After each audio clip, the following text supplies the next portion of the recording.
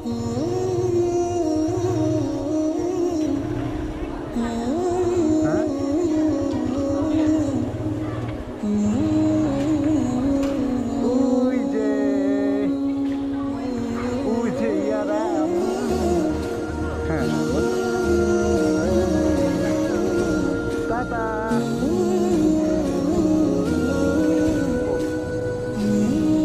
ভাইয়ার বাসা থেকে আমরা বেড়ানোর পরে তারপর বেরিয়ে পড়লাম আমাদের বাসার উদ্দেশ্যে। দিনটি ভালোই গেল, খুব ভালো লাগলো। এবং আজকে আপনাদেরকে আমার বাইকের কিছু মডিফিকেশন নিয়ে কথা বলব। মূলত হচ্ছে কি, এই ধরনের আমি প্রথমে যেটা আপনাদেরকে যে বিষয়টা নিয়ে আপনাদেরকে শেয়ার করবো সেটা হচ্ছে যে এই স্লাইডার মিররগুলো আসলে মূলত হচ্ছে কি কোনো কাজে কিন্তু ওরকম লাগে না, জাস্ট হচ্ছে সৌন্দর্যের জন্য। এখন আপনারা বাইকে যদি সৌন্দর্য বৃদ্ধি করতে চান তাহলে অবশ্যই আপনাকে এই স্লাইডার মিররগুলোর সাথে ওই যে ছোট যে গোল যে মিররগুলো দেখতেছেন ওই মিররটা আপনাকে ইউজ করতে হবে। ওই মিররটা যদি আপনি ইউজ না করেন সেই ক্ষেত্রে কিন্তু আপনি পিছনের যে ভিউ ওটা কিন্তু দেখতে পারবেন না, তখন কিন্তু অ্যাক্সিডেন্ট হওয়ার কিন্তু সম্ভাবনা থাকে।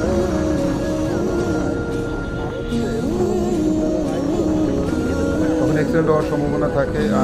আর হচ্ছে যে বিষয়টা নিয়ে একটু আগে যে একটা R15 গেল, এই বিষয়টা নিয়ে কথা বলি।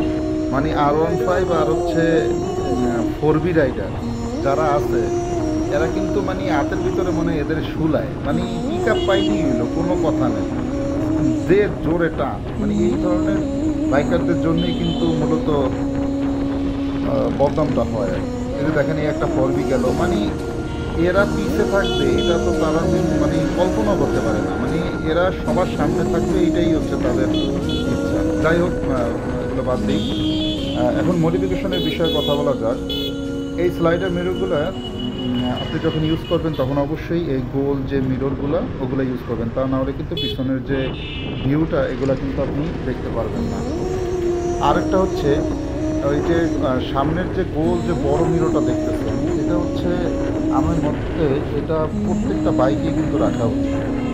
এটা দিয়ে একটা সুবিধা হচ্ছে, এটা হচ্ছে আপনার উপরে ডানে বামে সব দিকে কিন্তু আপনার দেখা যায়। আর বেসিক্যালি হচ্ছে যারা মোটোব্লগিং করে তাদের জন্য এটা খুব জরুরি। যেমন আমি এখানে বাইকটা রাইড করতেছি এবং আমাকে কিন্তু ফুল এখানে দেখা যাচ্ছে, এটা একটা কিন্তু পজিটিভ, আমি এটা মনে করি আর কি। যাই হোক, আর হচ্ছে আমি যেটা সামনে আমার যে গোল্ডেন অংশটা দেখতে পাচ্ছেন, এটা হচ্ছে মূলত আমি আমার সৌন্দর্য, বাইকের যা সৌন্দর্যের জন্য, এটা প্রয়োজনীয় কোনো কিছুই না, জাস্ট হচ্ছে এটা হচ্ছে সৌন্দর্যের জন্যই আমি মূলত এটা ইউজ করেছি। এখন হচ্ছে এই বড় মিররটা, এটা হচ্ছে আপনার ডানে বামে হঠাৎ করে কোনো গাড়ি যদি এসে পড়ে তখন কিন্তু আপনি বুঝতে পারবেন যে এটা আপনার পাশে একটা যে কোনো একটা বড় গাড়ি বা এরকম কিছু আছে মূলত হচ্ছে। আর এটার একটা আরেকটা প্লাস পয়েন্ট হচ্ছে, যখন আপনি বাইকটা রাইড করবেন তখন আপনার বাইকের যে আপনি বসার পরে যে পজিশনটা, ওই পজিশনটা আপনি মিররে দেখতে পাবেন। যাই হোক আর কি, এখন বর্তমানে হাতির ঝিলের ঢুকবো আর কি। এটা হচ্ছে হাতির ঝিলের আগে আর কি, বনশ্রীর এখানে যে ফ্লাইওভারটা।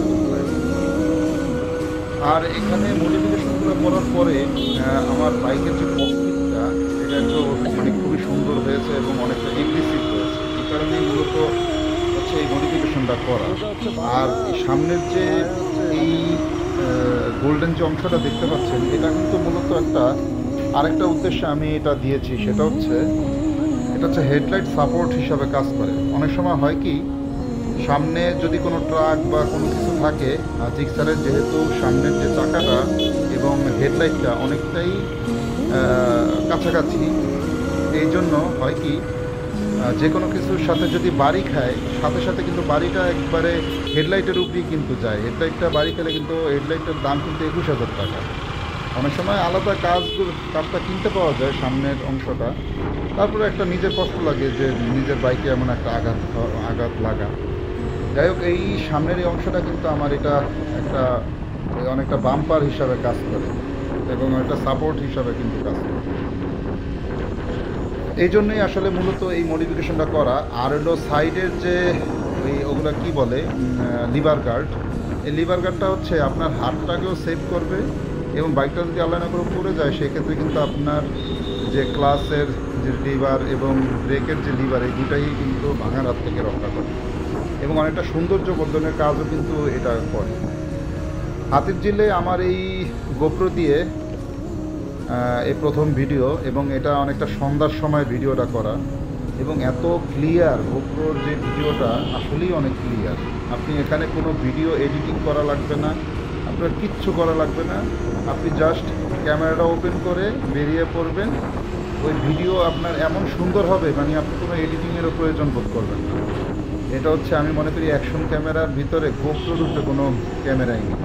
আর আপনি যতই মোবাইল আইফোন বলেন, S21 আলট্রা, S23 4 আলট্রা বলেন, অ্যাকশন ক্যামেরা ছাড়া কিন্তু আপনি ওইভাবে যে ব্লগিংয়ের যে ব্যাপারটা এটা কিন্তু করে মজা পাবেন না। কারণ মোবাইলটা দেখা যায় অনেক বড় থাকে, এই মোবাইলটা বড় থাকার কারণে কিন্তু আমরা ওটা ক্যারি করতে কিন্তু খুব অসুবিধা হয়। আর আর মোবাইলের যতই দাম হোক কিন্তু অ্যাকশন ক্যামেরার একটা আলাদা ভাব থাকে যে মানুষ বুঝে যে না এটা একটা ক্যামেরা বা ভিডিও ক্যামেরা, দেখতে খুব ভালো লাগে আর কি। তো মোটো ব্লগিংয়ের ক্ষেত্রে আমি যেটা মনে করি কষ্ট করে হলেও আপনাকে, অতএব মোটো ব্লগিংয়ের ক্ষেত্রে আমি মনে করি গোপ্রো বেস্ট। অতএব আপনারা যদি কষ্ট করে যদি সেকেন্ড হ্যান্ডও কিনেন গোপ্রো দেখে শুনে, আমি মনে করি সেকেন্ড হ্যান্ড কিনাও উত্তম। আপনারা স্মুথ ভিডিও পাবেন এবং এখানে কোনো আপনার এডিটিংয়ের কোনো প্রয়োজনীয় নেই। এবং এখন যে সন্ধ্যাবেলার যে ভিডিওটা আমি করতেছি এটা দিয়ে আমি মোবাইল দিয়ে চেক করে দেখছি, মোবাইলে কিন্তু ওরকম মানে ভিজিবিলিটি আসেই না টোটালি এবং ঝিরঝির করে, এটা একটা খুব বাজে দিক। এই যে গোপ্রোর যে ভিডিওটা এটা কিন্তু খুব স্মুথলি ভিডিও হয় এবং আপনি দেখছেন বাইকের কিন্তু একবারে যে ট্যাঙ্ক পর্যন্ত, ট্যাঙ্কের অর্ধেক পর্যন্ত কিন্তু এটা ওয়াইডটা কিন্তু শো করে।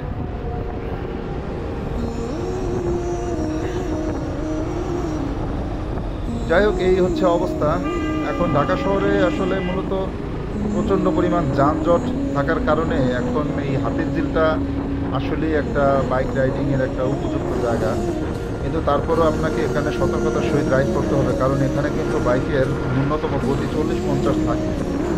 অতএব প্রায় অ্যাক্সিডেন্ট হয়। অতএব আপনাকে কর্নারিং যে রাস্তাগুলো খুব সতর্কতার সহিত রাইড করতে হবে। আর বাইক রাইডিংয়ের ক্ষেত্রে ধরেন বাইক ভালো হোক ঠিক আছে, কিন্তু চাকাগুলো যদি চিকন হয় সেক্ষেত্রে কিন্তু আপনার বাইকে অ্যাক্সিডেন্টের পসিবিলিটি সবচেয়ে বেশি থাকে। যেমন এই রাস্তায় যখন আমি হাইক রাইড করতাম এর আগে, মানে যখনই কর্নারগুলো এই যে কর্নারটা আসতো তখন আমার মানে এমন কনফিডেন্স মানে থাকতোই না, কিন্তু জিক্সার 13 জিবি মোটা চাকার বাইকগুলো কিন্তু যথেষ্ট কনফিডেন্স পাওয়া যায়। এই হচ্ছে অবস্থা। আর কি বলবো, দেশে তো বর্তমানে এখন হায়ার সিসির একটা মেলা বসে গেছে। মানে রাস্তাঘাটে এখন প্রায় রয়্যাল এনফিল্ড দেখা যাচ্ছে, তারপর সিএফ মোটো, কারিজমা, অন্যান্য 250 সিসির এবং 350 সিসির বাইকগুলো কিন্তু দেখা যাচ্ছে।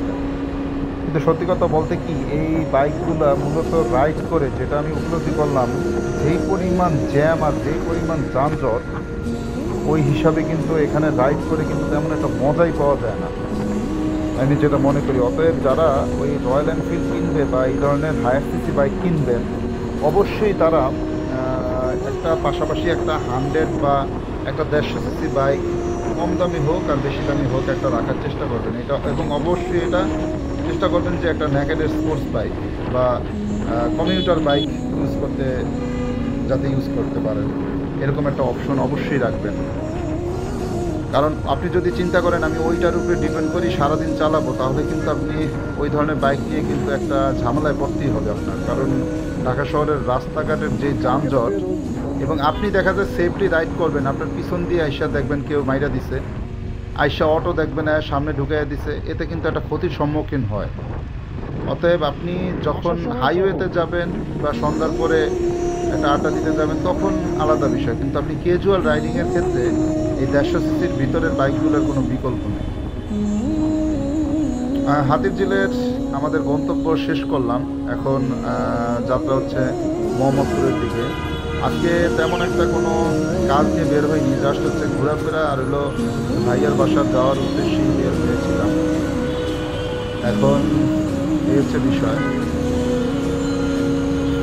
এবং রাত্রেবেলা বিশেষ করে ঢাকা শহরটা আসলে খুবই ভালো লাগে। এবং সারাদিন মানুষের কাজ এবং অফিস করার পরে সন্ধ্যার পরে যে একটা আড্ডা বা ঘোরাফেরা, এটা আমি মনে করি টোটাল বাংলাদেশের ভিতরে ঢাকাতেই সম্ভব। এই হচ্ছে অবস্থা। ঠিক আছে, সবাই ভালো থাকবেন।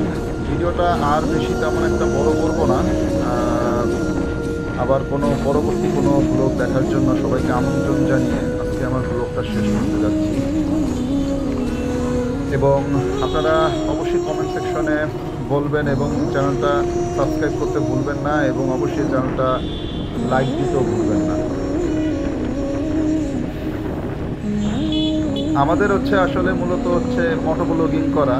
এখন এখানে তো আর আমরা ওই কাপল ভিডিও বা ওই ফানি ভিডিও তো আর আমাদের পক্ষে সম্ভব না। আমরা জাস্ট বাইক নিয়ে টুকটাক কথাবার্তা বলা এবং বাইক নিয়ে জাস্ট হচ্ছে রোডের ভিউগুলো দেখানো এবং কোথাও গেলে কীভাবে গেলাম ওখানের ভিডিওগুলো এবং সিনারিগুলো আপনাদেরকে শেয়ার করা। এছাড়া তেমন কোনো উদ্দেশ্য কিন্তু আমাদের মোটো ব্লগিং যারা করি তাদের থাকে না। অতএব আপনারা অবশ্যই একটু চ্যানেলটা সাবস্ক্রাইব করতে ভুলবেন না এবং আমাদের পাশেই থাকবেন, যাতে আমরা একটু সামনে এগিয়ে যেতে পারি ছোটোখাটো ব্লগার হিসাবে আর কি। অতএব ঠিক আছে, সবাই ভালো থাকবেন এবং এমএজ মোটো ব্লগের সাথেই থাকবেন। আর কিছু কথা বলবো না। আসসালামু আলাইকুম, টাটা, গুড বাই।